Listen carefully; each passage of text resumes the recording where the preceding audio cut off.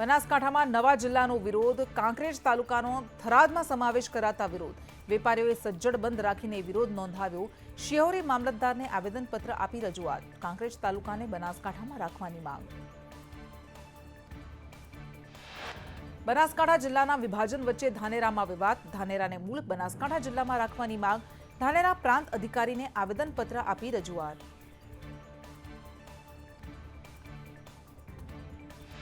બનાસકાંઠા જિલ્લા વિભાજનના વિરોધને લઈ કાંકરેજના એમએલએ વેપારી અને ખેડૂતો સાથે બેઠક યોજી. આંદોલનને બેઠકમાં ઘડાઈ રણનીતિ. બનાસકાંઠા જિલ્લા વિભાજનને લઈને વિવાદ. કાંકરેજ કોંગ્રેસના એમએલએ અમરતજી ઠાકોરે થરા સર્કિટ હાઉસમાં વેપારીઓ ખેડૂત સાથે બેઠક યોજી. કાંકરેજને બનાસકાંઠા જિલ્લામાં સમાવેશ કરવાની માંગ. બનાસકાંઠા જિલ્લાના વિભાજનના લઈને વિવાદ. ધાનેરા કાંકરેજનો નવા જિલ્લા વાવ થરાદમાં સમાવેશનો વિરોધ. ધાનેરાના આગેવાન અને નેતાઓએ વિરોધ કર્યો. ધાનેરાને મૂળ બનાસકાંઠા જિલ્લામાં રાખવાની માંગ.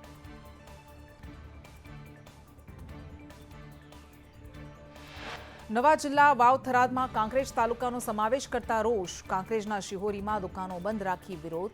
કાંકરેજને બનાસકાંઠા અથવા તો પાટણમાં રાખવાની માંગ. બનાસકાંઠા જિલ્લાના વિભાજનને લઈ જિલ્લા કોંગ્રેસ પ્રમુખ ભરતસિંહ વાઘેલાના પ્રહાર કર્યું. થરાદના 2-5 કોન્ટ્રાક્ટર ઉદ્યોગપતિને રાજી રાખવા કાવતરું. મોટા નાણાકીય વ્યવહાર, મોટા હપ્તા અપાયા છે.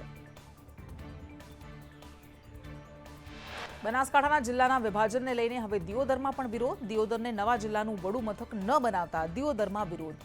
વિરોધ નોંધાવવા દિયોદરના વેપારીઓ રસ્તા પર ઉતર્યા.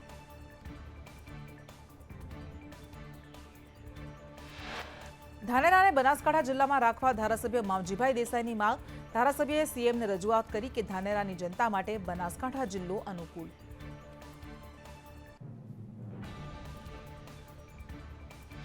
બનાસકાંઠા જિલ્લાના વિભાજન પર વાર પલટવાર. કોંગ્રેસ પ્રમુખનું નિવેદન, જેના પર પૂર્વ સાંસદ પરબત પટેલનું નિવેદન. કહ્યું, અમારે અહીંયા કોઈ બિલ્ડર છે જ નહીં.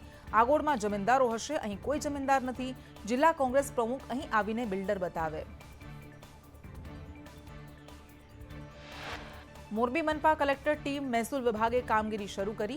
9 ગ્રામ પંચાયતોનો મનપામાં સમાવેશ કરાયો. વહીવટદાર કલેક્ટર દ્વારા કામગીરી શરૂ કરાઈ. સુરેન્દ્રનગર મનપામાં કલેક્ટર કેસી સંપટે ચાર્જ સંભાળ્યો. કલેક્ટરે કર્મચારીઓ સાથે કામગીરીની સમીક્ષા કરી. કમિશનર ગુણવંતસિંહ 2 દિવસ બાદ ચાર્જ સંભાળશે. નડિયાદ મનપામાં મંજીપુરા ગામનો સમાવેશ થતા ગામના લોકોએ ઠાલવી હૈયાવરાળ. કહ્યું, સુંદરવન સોસાયટીના લોકો ગટરની સમસ્યાથી ત્રસ્ત. સુવિધાઓ પૂરી પાડવા સોસાયટીના રહીશોની માંગ.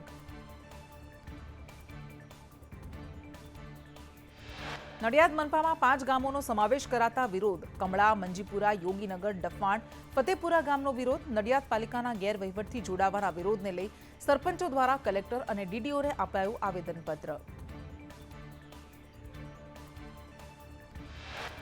નવી મનપાના લેવાયેલા નિર્ણય બાદ હવે વહીવટદાર તરીકે જિલ્લા કલેક્ટરોને તેનો કાર્યભાર સોંપાયો. આ મનપાઓમાં નવી બોડી રચાય ત્યાં સુધી કલેક્ટર વહીવટદાર તરીકે કાર્યભાર સંભાળશે.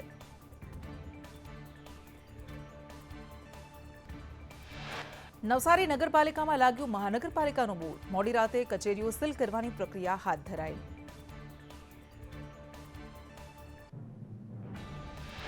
નવી મહાનગરપાલિકાઓમાં મ્યુનિસિપલ કમિશનર ઉપરાંત 2 નાયબ મ્યુનિસિપલ કમિશનર રહેશે. મદદનીશ મ્યુનિસિપલ કમિશનરની 2 જગ્યાઓ રહેશે. સિટી ઇજનેર, મેડિકલ ઓફિસરની 1 જગ્યા, ટાઉન પ્લાનર, ચીફ ઓડિટરની 1 જગ્યા અને મ્યુનિસિપલ સેક્રેટરી એકાઉન્ટન્ટની 1 જગ્યા ઊભી કરાઈ. ચીફ ઓફિસર સંવગના અધિકારીઓને ડીવાયએમસી તરીકે મુકાયા.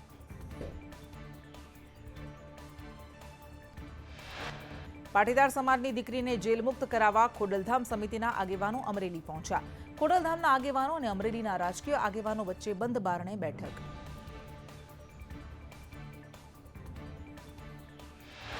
અમરેલીમાં પાટીદાર દીકરીના સરઘસ મુદ્દે રાજકોટમાં આંતરરાષ્ટ્રીય કૃમિ સેનાની કલેક્ટરને રજૂઆત. સરઘસ કાઢનાર સામે કાર્યવાહી કરવાની માંગ. ન્યાય આપોના સૂત્રોચ્ચાર સાથે વિરોધ. સાબરકાંઠા બીઝેડ કૌભાંડમાં ભૂપેન્દ્ર ઝાલાના મળતિયાઓ અને એજન્ટ્સે સમર્થનમાં મેસેજ વાયરલ કર્યા. મૈત્રી ફાઉન્ડેશનના નામે વિડીયો પોસ્ટ કરાયો. ફિલ્મી ડાયલોગ, ગીતો શેર કરી સમર્થનમાં મેસેજ કર્યા. મેસેજ વાયરલ કરનારાઓ સામે કાર્યવાહી થઈ શકે છે. મહાઠગ ભૂપેન્દ્ર ઝાલાની ધરપકડ બાદ સીઆઈડી ક્રાઇમને મળેલા નાણાકીય વ્યવહારોની તપાસ. ઝાલાના સીએ પોલીસના ખાસ સીએને સાથે રાખી તપાસ. ઝાલાને પણ આર્થિક વ્યવહારોની તપાસમાં સાથે રાખ્યો.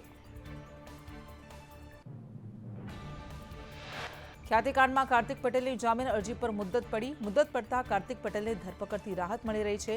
આગોતરા જામીન અરજી પર આવતીકાલે થશે સુનાવણી.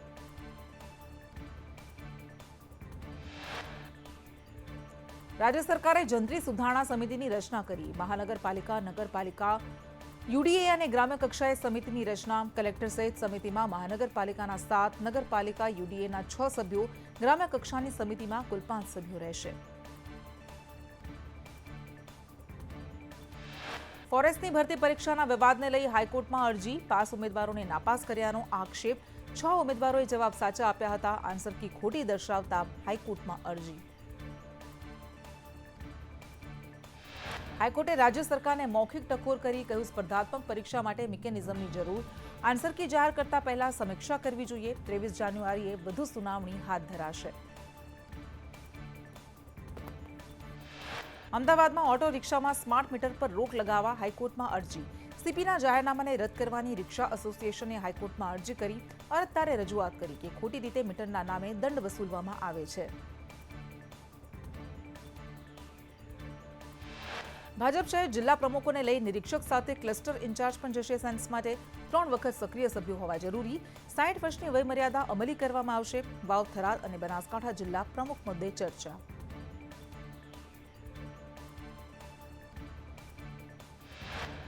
સુરતના મહુવામાં લક્ષ્મીનારાયણમાં દેવની મૂર્તિ ખસેડતા વિવાદ.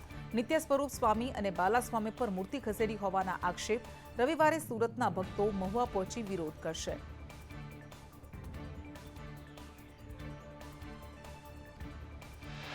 ઊંઝા એપીએમસી ચૂંટણી પૂર્ણ થયા બાદ વિવાદ વકર્યો. સુપ્રીત પટેલે એપીએમસી નિયામકની ચૂંટણીને પડકારતાની સાથે સદસ્યો સામે અરજી કરી. પૂર્વ ચેરમેન દિનેશ પટેલની જીતને પડકારાઈ.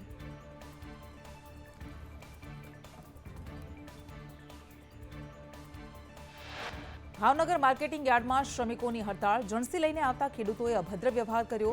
હડતાળને લઈને માર્કેટિંગ યાર્ડનું કામ બંધ. રોષે ભરાયેલા ખેડૂતોએ માર્કેટિંગ યાર્ડનો ગેટ બંધ કર્યો. જણસી વેચવા આવેલા ખેડૂતો મુશ્કેલીમાં મુકાયા. સુરેન્દ્રનગર માયનોલ કેનાલમાં પાણી બંધ કરતા ખેડૂતોમાં રોષ. ખેડૂતોએ જીરું, વરિયાળી જેવા પાકોનું વાવેતર કર્યું છે. નર્મદા વિભાગના અધિકારીઓને રજૂઆત કરી તાત્કાલિક સિંચાઈ માટે પાણી છોડવા ખેડૂતોની માંગ.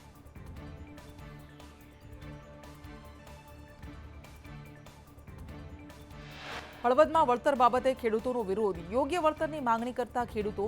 પોલીસ બંદોબસ્ત ગોઠવી ખેડૂતોને ડરાવવાનો પ્રયાસનો આક્ષેપ. ઊભા પાકમાં કામગીરી કરતા ખેડૂતોમાં રોષ.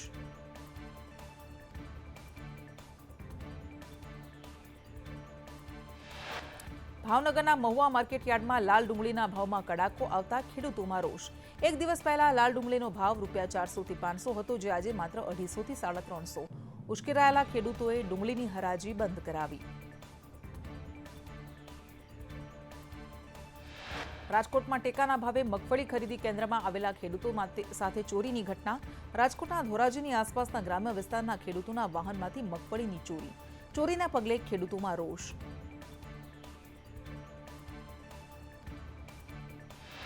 રાજકોટના દાણાપીઠમાં વક્ફ બોર્ડના નામે ખાલી કરાયેલ દુકાનો વેપારીઓને પરત સોંપાઈ. સમગ્ર મામલે 5 શખ્સો સામે ફરિયાદ નોંધાઈ હતી.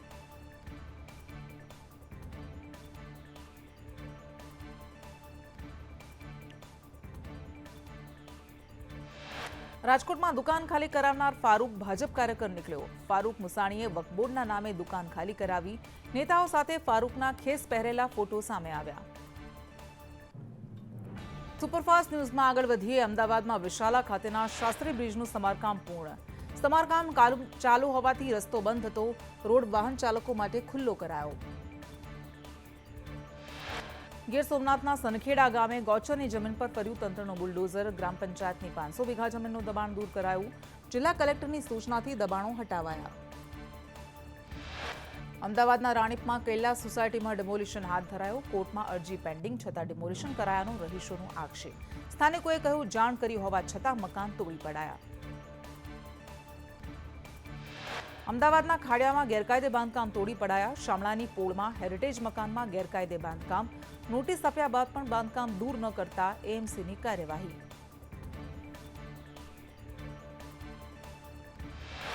અમદાવાદના બાપુનગરમાં બુટલેગરના ઘરે ફર્યું એએમસીનું બુલડોઝર. અસામાજિક તત્વો સામે એએમસી અને પોલીસે કાર્યવાહી કરી. પોલીસના ચુસ્ત બંદોબસ્ત વચ્ચે ડિમોલિશન હાથ ધરાયું. ગરીબનગર પાસે બુટલેગરે પોલીસ પર હુમલો કર્યો હતો. આરોપી મોહમ્મદ સરવર વિરુદ્ધ 15થી વધુ ગુના દાખલ. લીગલ કમિટી ચેરમેન પ્રકાશ ગુર્જરે કહ્યું, આરોપીના ઘણા બધા મકાનો ગેરકાયદે. અત્યાર સુધીમાં 7 મકાનોનું દબાણ દૂર કરાયું. જામનગર લીંબડીમાં રિક્ષા ચાલકની દાદાગીરી. નજીવી બાબતે મહિલા કાર ચાલક સાથે બબાલ. મહિલા અને તેના ભાઈને જાહેરમાં માર માર્યો. યુવકને માર મારી કપડાં ફાડી નાખ્યા. રાજકોટમાં ન્યૂ યરની રાતે પોલીસ તરીકે ઓળખ આપી યુવતીની છેડતી. યુવક યુવતીનું અપહરણ કરી 1700 રૂપિયાની લૂંટ. જે મુદ્દે ડીસીપીએ કહ્યું 4 આરોપીઓની ધરપકડ કરી. 4 આરોપીઓ ગુનાહિત ઇતિહાસ ધરાવે છે. આરોપીઓના જાહેરમાં સરઘસ કાઢવા મુદ્દે અરજી. બંધારણીય અધિકારોના ભંગને લઈને ગૃહમંત્રી, ડીજીપી, માનવ અધિકાર પંચને અરજી. સરઘસ કાઢનાર પોલીસ સામે પણ કાર્યવાહી કરવાની માંગ. વકીલે કહ્યું કે આરોપ સાબિત ન થાય ત્યાં સુધી નિર્દોષ ગણાય. એફઆઈઆર દાખલ થવાથી આરોપી દોષિત નથી બની જતો. સુરત પોલીસે આરોપી અનિલ કોમડીનું સરઘસ કાઢ્યું. કેમ અહીં આવે છે કહીને આરોપીએ હુમલો કર્યો હતો. સરઘસ કાઢતા લોકોએ પોલીસની કામગીરી બિરદાવી. અમદાવાદ સાયબર ક્રાઇમે ડિજિટલ અરેસ્ટ કેસમાં રશિયન વ્યક્તિની ધરપકડ કરી. 17 લાખની છેતરપિંડીની તપાસમાં ગેટકીપર ઝડપાયો. રશિયન ગેટકીપર મુંબઈ અને ગોવામાં રહેતો હતો. ગેટકીપર પૈસા ચીન સહિત વિદેશમાં ટ્રાન્સફર કરતો. સુરતમાં સ્કૂલ વેન ચાલકે વિદ્યાર્થીનીને ઘેનયુક્ત ચા પીવડાવી છેડતી કરી. નરાધમ ધોરણ 7ની વિદ્યાર્થીનીને 3 દિવસથી ઘેનયુક્ત ચા પીવડાવી ગંદી હરકત કરતો. માતા પિતાએ સચિન પોલીસ મથકે ફરિયાદ નોંધાવતા નરાધમ સુભાષ પવારને પોલીસે ઝડપ્યો.